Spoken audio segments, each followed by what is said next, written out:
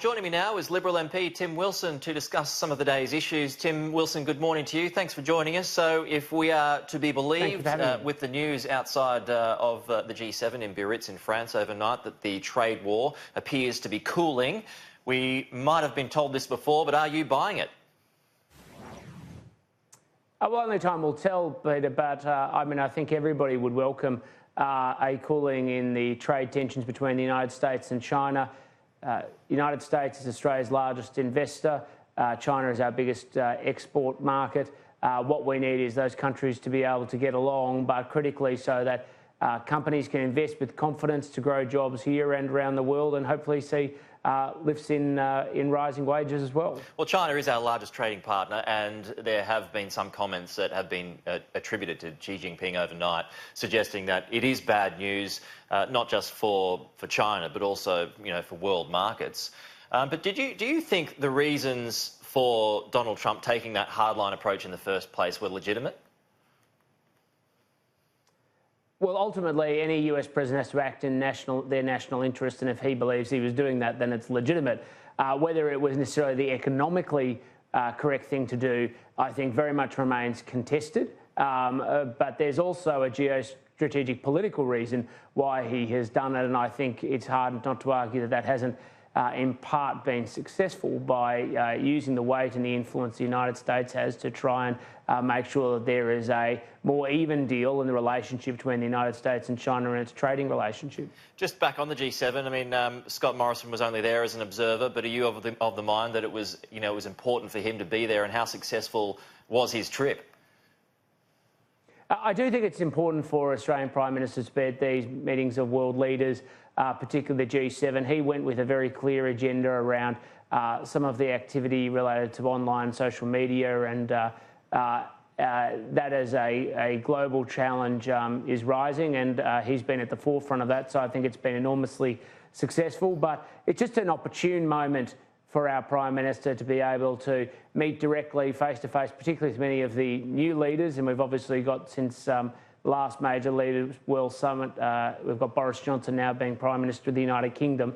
It's important to take the temperature and the mood and the attitude because, of course, there's enormous opportunities. What do we know out of his meeting with Boris Johnson is we're already talking about fast-tracking an FTA arrangement with the UK once it leaves the European Union. That's to our long-term economic interest and to rebuild, frankly, the trade relationships we used to have with the UK. Just back on the trade war that is taking place, are you of the mind that there will still be? It's had a huge effect worldwide, but also here, that there will be at least two rate cuts in Australia this year? Well, that's a decision for the Reserve Bank, but I've expressed my caution about further rate cuts in the past. My view hasn't changed. Yeah. And I've just put a whole series of questions to the Reserve Bank on notice following our most recent hearings to the Governor to get hard evidence and demonstration of their efficacy in the hope that it might at least prompt the Reserve Bank to consider its options and the impact it has. What questions did you put forth?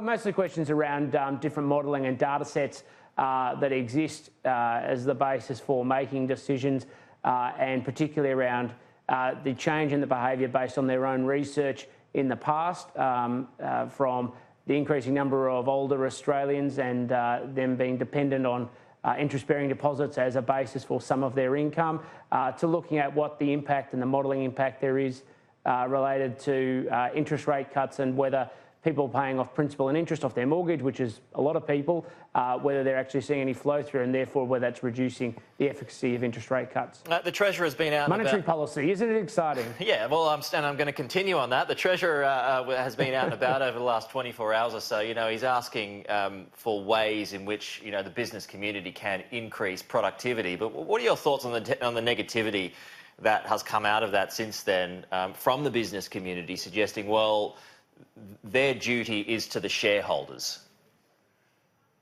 Well, no, everybody has a responsibility to create an economic environment where we see growth and opportunity for Australians, Australian businesses and jobs growth. And so, yes, they have a responsibility to shareholders, but they have a short-term responsibility around profit, but they also have a long-term responsibility around making sure that they're investing to secure long-term gains, not just short-term ones as well. And that's where I think a lot of the discussion the Treasury is rightly focusing on is what are we doing to invest in long-term investment in productivity enhancing investments which will improve the economic circumstance of Australia in the short, the medium and the long term. This is more a state issue, I think, but would you think the government should be looking at potentially reductions in stamp duty? Well, I'm a big fan of tax reform. If you've watched just about any speech I've given in the Parliament, it doesn't seem to matter what the subject matter is, I'll find a way to sneak in tax reform. And stamp duty obviously is part of that discussion. But ultimately, if we're going to try and address the challenges between the federal and the state government, how much everybody's raising and who's spending what, then it's got to be taken holistically, and that's a much bigger conversation than one I'm going to announce on Sky News today. Right, yeah, well, I mean, there's a few winners in this. Mostly, housing becomes more affordable, but I guess, there's a loser in that the state government doesn't get much taxes, but then people have got more money to spend. And then it goes into the economy and boom, away we go. Well, you also, I have my reservations about stamp duty, particularly because it inhibits people making big life decisions, particularly related to housing, either upgrading or downgrading their housing stock, because most people, the houses they need were reflective of their circumstances or time of life, and sometimes it can keep people stuck in larger homes longer than they need to. But yes, there can be a revenue impact, but there are other ways to deal with it. And of course, we've seen the ACT, where I am at the moment, has looked at reforming away from stamp duty towards broad-based land tax as an alternative option. All of these things in the world of theory are wonderful, but they also have to enter the political reality. All right, well, let's move away from economics just to finish up. Let's talk about corruption, Tim Wilson. Everyone saw what happened at ICAC yesterday out of Sydney. I'm just wondering if you believe... how shocked you might have been at that, and if you believe that donation laws need to be looked at and need to be changed.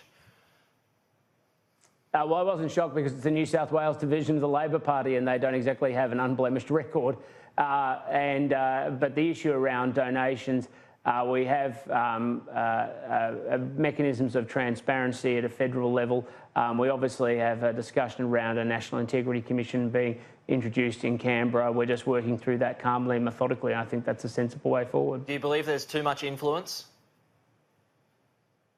What, from the particular individual? From various communities that can get involved in politics. Is this part of what needs to be looked at? Well, in a democracy, you actually want people to be involved with politics. My criticism is rarely that too many people are involved. I'd like to see more people involved. The question is what their motivations are, and that's why we have transparency mechanisms to make sure that if people are motivated by something other than the public interest, that's clear. And they do that, and that's where the focus should be.